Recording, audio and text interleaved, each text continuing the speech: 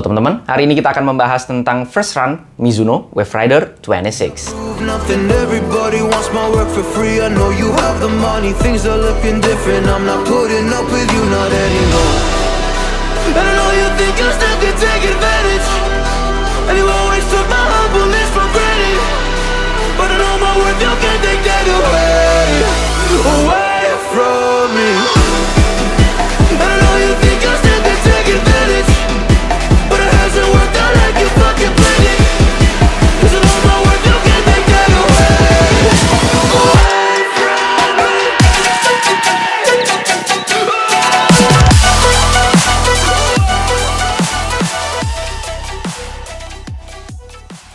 Terima kasih banyak untuk Mizuno Indonesia dan Starting Line yang udah ngirimin saya sepatu ini, tapi video ini tidak disponsori oleh pihak manapun. Jadi apapun yang saya sebutkan dalam video ini adalah murni pendapat pribadi saya sebagai pelar jelata. Bagi teman-teman yang masih belum subscribe, klik tombol subscribe yang warna merah yang di bawah ini biar saya makin semangat untuk membuat video-video bermanfaat buat teman-teman sekalian dan biar nggak ketinggalan kalau misalnya saya upload video baru tentunya seputar Nia lari. Wave Rider merupakan line up paling terkenal sih setahu saya dari brand Mizuno di running performance-nya, karena dari dulu yang saya tahu ya kalau Mizuno ya identik banget sama yang namanya Wave Rider, sepatu lari paling ikonik lah menurut saya. Dan Wave Rider kali ini yang ke-26, seri 26, jadi udah panjang historinya, sudah panjang catatan sejarahnya yang bisa dijadikan bahan untuk membuat sepatu-sepatu yang jauh lebih baik setiap tahunnya. Dan kali ini kita akan langsung bahas di Wave Rider 26. Mulai dari beratnya terlebih dahulu, setelah saya timbang manual, di ukuran saya 42, sepatu ini ada di angka 280-an gram yang mana masuk kategori standar. Nggak lebih atau nggak berat. Kalau berat mungkin di atas 300 baru saya kategorikan berat. Kalau di bawah 250 saya kategorikan ringan. Tapi ini ada di 280 jadi masih kategori standar. Lanjut ke uppernya. Uppernya dia menggunakan bahan mesh. Jadi yang paling populer di antara sepatu-sepatu lari yang sekarang itu bahannya adalah mesh. Kenapa? Karena dia tipis, breathable, ringan, tapi tetap kokoh. Dan di sepatu ini juga menurut saya terakomodir dengan sangat baik, dan dia single layer ya. Jadi dalamnya ini nggak ada layer tambahan, jadi lebih breathable. Meskipun demikian bukan berarti yang tipis gampang robek, gampang bolong gitu, enggak, karena bahannya mesh itu memang bisa dibilang cukup kokoh asal bukan dipakai untuk main bola ya. Di samping sini ada TPU tambahan yang mana untuk desain, selain untuk desain juga untuk struktur, biar pada saat kaki kita masuk kemudian di tali sepatunya itu ada dorongan dari kanan kiri yang membuat tetap stabil. Jadi tetap kokoh di bagian uppernya. Lanjut ke lacing sistemnya. Lacing sistemnya cukup standar. Dia ini hole-nya seperti biasa. Kemudian di sini ada runner's knot-nya. Kemudian untuk tali sepatu yang dipakai bahannya juga ya boleh lah. Dan saya pakai pertama kali nggak copot, bahannya nggak licin, bahannya cukup standar, jadi semoga bekerja dengan baik ke depannya. Lanjut ke tangnya atau lidahnya. Lidahnya ini berpadding ya, jadi lidahnya ini ada padding busanya sedikit di dalam. Nggak terlalu banyak, karena kalau terlalu banyak biasanya malah nggak nyaman. Kalau saya pribadi nggak terlalu suka padding yang berlebihan di tang. Kalau perlu nggak ada, tapi kalau misalnya harus ada pun untuk kenyamanan sedikit aja. Dan ini cukup banget menurut saya, nyaman untuk di bagian lidah atau tangnya. Ini gasire tang, jadi di dalamnya sudah ada sabuknya begitu, kayak nyambung. Biar nggak banyak pergerakan untuk lidahnya, biar nggak gampang goyang pada saat kita pakai. Lanjut ke kolarnya. Kolarnya ada paddingnya yang menurut saya nggak bisa dibilang sedikit, tapi nggak banyak juga ya. Karena bukan high cushion shoes, tapi lebih ke daily trainer sih sepatu ini di plotnya. Dan kalau untuk ukuran daily trainer ini udah cukup banyak paddingnya dan bisa dibilang sangat nyaman untuk bagian kolarnya. Pada saat saya pakai pertama kali juga kolarnya terasa lembut, nyaman, dan nggak ada permasalahan di bagian kolarnya.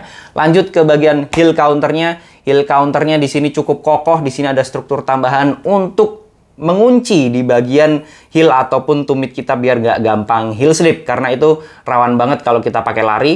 Itu bisa bahaya kalau misalnya heel slip dan itu nggak nyaman banget. Dan ini strukturnya cukup tebel, walaupun kalau teman-teman perhatikan ini sebenarnya kayak nggak panjang ya, kayak nggak tinggi gitu, kayak perasaannya kayak nggak nutup, tapi padahal ini sebenarnya ngunci banget sih di bagian heel. Untuk kesan pertama tidak ada permasalahan. Di sini juga ini keras banget, nggak bisa ditekuk, tapi bukan berarti yang nggak nyaman, karena paddingnya di dalam ini cukup tebal, jadi pada saat menyentuh kaki kita atau tumit kita itu tetap terasa lembut. Lanjut ke midsole-nya. Midsole-nya menggunakan sistem Mizuno Energy. Mizuno Energy itu terdiri dari foamnya, ada energy foam, kemudian di tengah-tengahnya teman-teman lihat sendiri di sini yang berwarna biru itu adalah Mizuno Wave. Itu plastic plate ya, jadi plat yang dari plastik yang mana tujuannya adalah untuk stability. Jadi Mizuno Energy sistemnya itu adalah untuk mempertemukan wave teknologinya dari Mizuno itu untuk mempertemukan antara cushion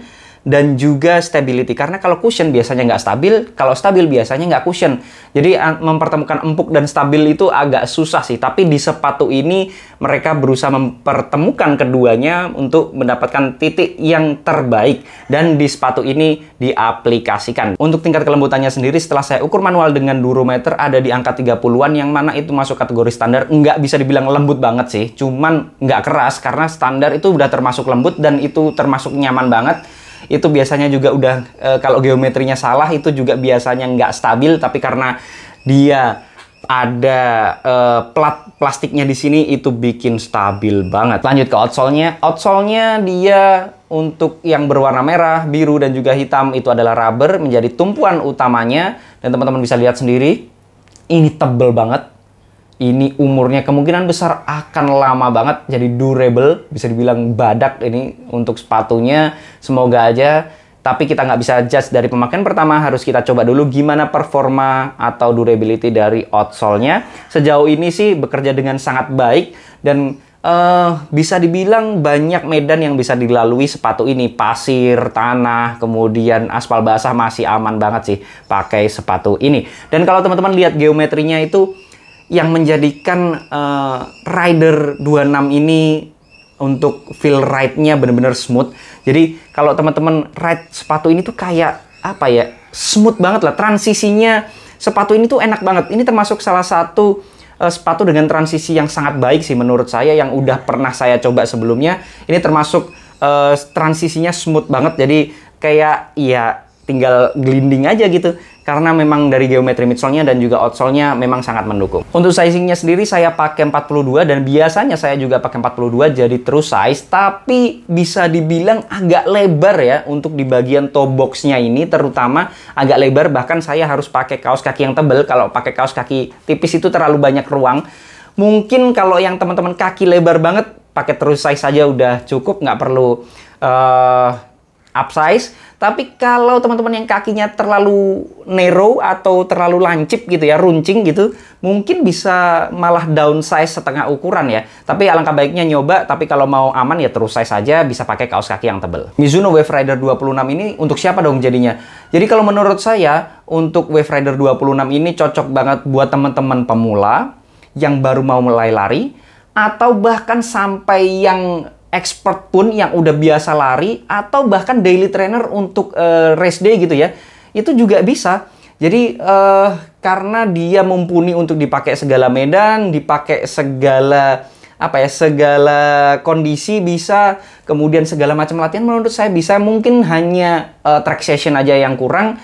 Jadi kalau tempo pun bisa diajak kenceng, sepatu ini enak. Karena kemarin waktu saya lari pertama kali pakai sepatu ini tuh hujan deres, dan saya agak ngebut, dan enak juga dipakai untuk tempo. Pace kepala 4 masih enak, nggak ada permasalahan, nggak kerasa beratnya. Ya menurut saya memang banyak banget pelari yang bisa pakai sepatu ini. Jadi kalau ada teman-teman nih yang mungkin minta rekomendasi saya nyari sepatu lari, mungkin yang nggak khusus buat ngapain gitu ya, nggak latihan tertentu, saya akan dengan mudah merekomendasikan Wave Rider 26 ini. Untuk belinya di mana? Linknya saya kasih di bawah, jadi teman-teman langsung ke sana aja, ke Instagramnya Starting Line atau ke Mizuno Indonesia, tanya adminnya aja untuk ketersediaan dan juga harganya. Itu tadi yang bisa saya bahas dari first run Mizuno Wave Rider 26 ini. Teman-teman boleh banget nggak setuju. Kalau ada koreksi, masukan, pertanyaan, dan juga pembahasan, bisa langsung sharing di kolom komentar. Jangan lupa subscribe channel ini biar saya makin semangat untuk membuat video-video bermanfaat buat teman-teman sekalian, dan biar nggak ketinggalan kalau misalnya saya upload video baru tentunya seputar dunia lari. Assalamualaikum warahmatullahi wabarakatuh.